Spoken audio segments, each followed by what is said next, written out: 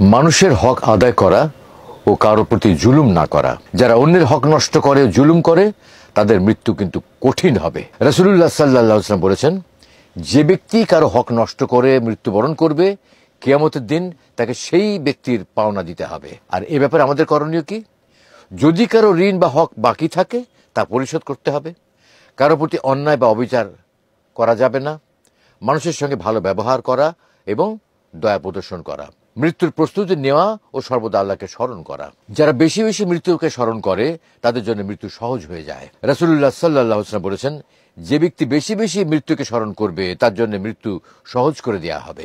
আমাদের করণীয় হলো প্রতিদিন মৃত্যুর কথা চিন্তা করা এবং এর জন্য প্রস্তুতি নেওয়া, কাফন দাফনের শিক্ষা নেওয়া ও জানাজা নামাজ পড়ার অভ্যেস গঠন করা, নিজেকে জবাবদিহিতার মধ্যে রাখা এবং সৎ জীবন যাপন করা।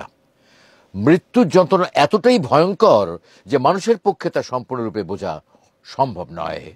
কোরআন ও হাদিসে বারবার এর ভয়াবহতার বিবরণ দেওয়া হয়েছে, যা আমাদেরকে স্মরণ করে দেয় যে এটি সহজ কোনো বিষয় নয়। তবে যারা ঈমানের উপর অবিচল থাকবে, নেক আমল করবে, আল্লাহর আদেশ মেনে চলবে এবং গোনাহ থেকে দূরে থাকবে, তাদের জন্য মৃত্যুর যন্ত্রণা সহজ হয়ে যাবে।